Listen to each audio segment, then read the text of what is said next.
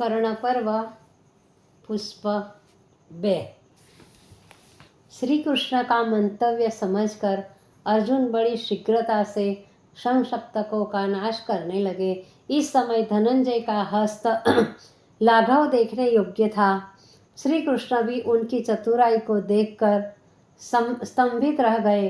अर्जुन ने अल्पकाल में ही समस्त संशप्तकों को यमलोक भेज दिया और बड़ी शीघ्रता से कर्ण की ओर दौड़ पड़े। मार्ग में दुर्योधनादि ने उन्हें रोकना चाहा, लेकिन सफल न हो सके, बल्कि अर्जुन ने उनके रथ, घोड़े, शस्त्रादि को नष्ट भ्रष्ट कर दिया और अवरोधकों को घायल कर दिया। श्री कृष्ण भी उस समय वायुगति से रथ को हाँकते हुए शीघ्र ही कर्ण के पास जा पहुँचे। अर्जुन ने पहुँचते ही कर्ण के द्वारा पीड़ित सैनिकों की रक्षा की। आकाश में अर्जुन द्वारा चलाए गए बाण छाए हुए थे। योद्धा लोग अपने प्राण लेकर जहाँ भी जाते वही अर्जुन के बाण पीड़ित करते। शनै शनै वही बाण अनेकों अस्त्र शस्त्रों के रूप में भयंकर वज्र जैसा प्रहार करने लगे। कौरव सेना का भयंकर संहार होने लगा। सैनिक भयभीत होकर चिल्लाने लगे और प्राणों की रक्षा के लिए युद्ध से विमुख होकर भागने लगे। इस भीषण जन संहार को सूर्य नारायण भी न देख सके और अपने वासस्थान अस्ताचल की ओर चल दिए। पिछले दिनों में योद्धाओं को रात्रि के समय भी युद्ध करना पड़ा था। इसी डर से सभी महारथी अपनी अपनी सेनाओं को लेकर विश्राम स्थल की ओर चल दिए। अंत में सेनापति कर्ण ने युद्धबंदी की तुरही बजवा दी तथा समस्त सैन्य दल के साथ शिविर की ओर चल दिए। पांडव व पांचाल भी विजयोल्लास से हर्षनाद करते हुए अपने शिविर को चल पड़े। संजय ने कहा, रात्रि को महारथी कर्ण दुर्योधन के डेरे में गए और कहा, राजन, कल के युद्ध में अर्जुन द्वारा पराजित होने के कई कारण हैं।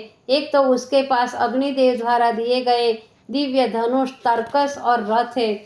उसके घोड़े भी वायुगामी है और सबसे श्रेष्ठ बात यह है कि सारथ्य विद्या के धुरंधर पंडित श्री कृष्ण उसके सारथी है। इतनी विशेषताओं के होने पर तो एक साधारण सा योद्धा भी एक अच्छे महारथी को पराजित कर सकता है। यदि हमें ही कोई योग्य सारथी मिल जाए तो हम अर्जुन को अवश्य ही मार देंगे। वीर शिरोमणि भद्रराज शल्य यदि हमारा सारथ्य करना स्वीकार कर ले और अस्त्र शस्त्रों का संतोषजनक प्रबंध हो जाए तो कल अर्जुन को निश्चय ही मरा हुआ समझिए।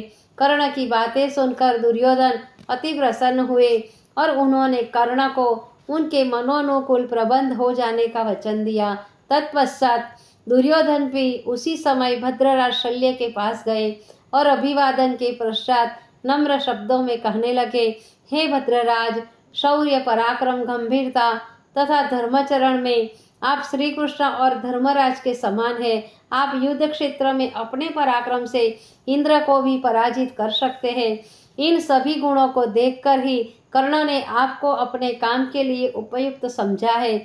उस काम के संबंध में प्रार्थना करने के लिए ही हम उपस्थित हुए हैं। यदि आप विजेता के रूप में देखना चाहते हो तो कृपा करके आप सेनापति कर्ण का सारथ्य स्वीकार करें।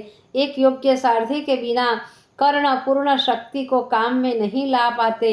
इस समय कृष्ण की समान योग्यता वाले सारथी केवल आप ही है। कर्ण के रथ को घोड़ों की रास आपके हाथ में लेने पर ही समझ लेंगे कि पांडव मारे गए। यद्यपि महाराज शल्य को सूत पुत्र कर्ण का सारथी होना उचित नहीं जान पड़ा, किंतु उन्हें युधिष्ठिर से की हुई प्रतिज्ञा का स्मरण हो आया। उन्होंने तुरंत दुर्योधन की इस प्रार्थना को स्वीकार कर लिया और बोले, कुरुराज, हमें तुम्हारा प्रस्ताव स्वीकार है, लेकिन एक शर्त के साथ। हम कर्ण के स्वतंत्र सारथी होंगे। जिस समय और जो कुछ हम उचित समझेंगे कर्ण से कहेंगे। कर्ण इसमें हस्तक्षेप न कर सकेंगे। यदि आप दोनों को हमारी यह शर्त स्वीकार हो तो हम सारथी बनने के लिए तैयार हैं। दुर्योधन और कर्ण दोनों ने शल्य की शर्त को स्वीकार कर लिया। तब शल्य ने मंगलकारक शब्दों का उच्चारण करते हुए रथ को तैयार किया और कर्ण के पास ले आए। कर्ण ने रथ की विधिवत पूजा कर प्रदक्षिणा की और सूर्यदेव को नमस्कार कर रथ पर सवार हुए। तत्पश्चात भद्रराज शल्य भी सारथी के स्थान पर आसीन हुए। उस समय दुर्योधन ने कर्ण को उत्कर्ष दिलाते हुए कहा, अंगराज, विगत सेनापतियों ने जिस कार्य को अधूरा छोड़ दिया है, आशा है कि उस कार्य को तुम अपने बल और पौरुष द्वारा अवश्य पूरा करोगे। आपकी जय हो। उस समय कौरव सेना में रणवाद्य बज उठे। समस्त सैनिक उत्साह के साथ सिंहनाद करने लगे। तब कर्ण ने शल्य को रथ चलाने के लिए कहा, भद्रराज, शीघ्रता से हमारा रथ अर्जुन के समक्ष ले चलो, क्योंकि हमारी भुजाएं अर्जुन से युद्ध करने को फड़क रही है। अर्जुन का शोणित पान करने के लिए हमारे शर तुणीर में खड़खड़ा रहे हैं। आज अर्जुन को ज्ञात होगा कि कर्ण से युद्ध करना बालकों की क्रीड़ा नहीं है।